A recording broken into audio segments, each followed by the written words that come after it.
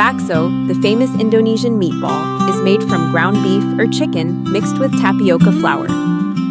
Garlic, salt, pepper, and a bit of sugar give it flavor. A little ice water keeps the mix smooth. Then we shape it into balls and boil them until they're done. Easy, simple, and tasty. Today, we are at a traditional Javanese market. Here we'll see how the meat grinding process is done. They also mix in the bakso seasonings, so it's ready to be shaped into meatballs. Most of the customers here are large-scale bakso sellers, like restaurants and food stalls. Here, we can see the bakso seller serving customers by mixing the seasonings. They add garlic, flavor enhancers, bakso tenderizer, salt, and pepper, all blended to create that signature bakso taste.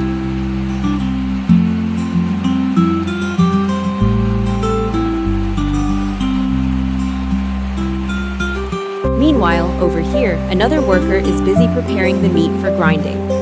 He carefully cuts the meat into smaller pieces, one by one, to make sure the grinding machine can handle it easily. By doing this, the machine doesn't have to work too hard, and the process becomes smoother and faster. It's a simple step, but really important to keep everything running well.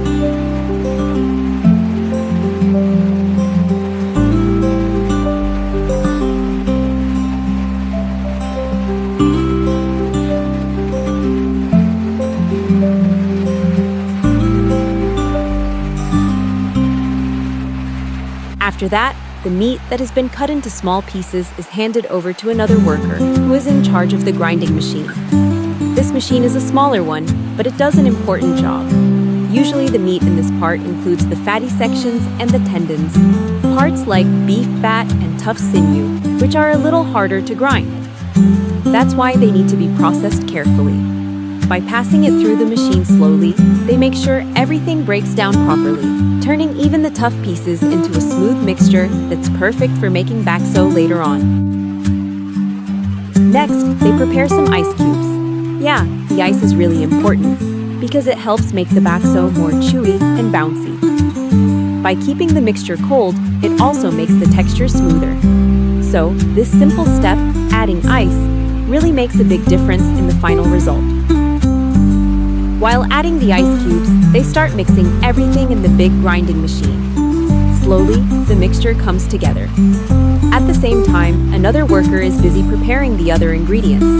That way, the person handling the grinder doesn't have to stop or run around to get what he needs. Everything is ready for him. This is how teamwork works here. Everyone helps each other, so the process goes smooth and fast.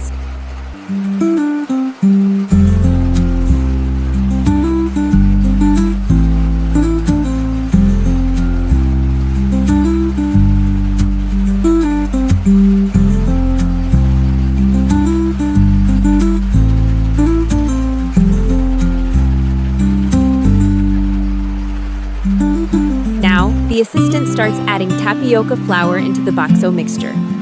This flour is really important because it gives the meatballs that signature chewy and bouncy texture that everyone loves. Without the tapioca, the bakso would feel too soft or crumbly.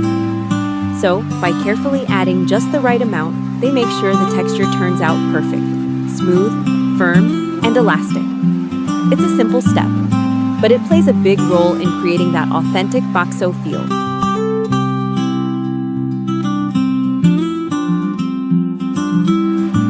At this stage, the grinder operator has to get his hands into the bakso mixture.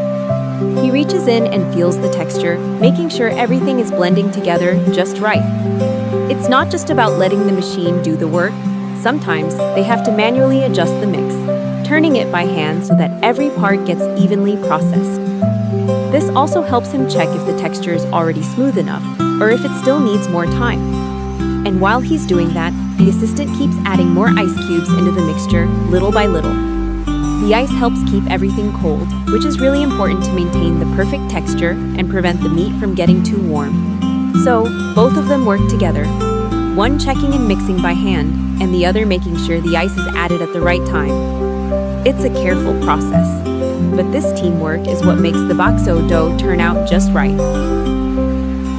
The production process has now come to an end. The dough roller moves through the machine one final time, carefully collecting and removing any leftover dough stuck in between the rollers and hidden corners.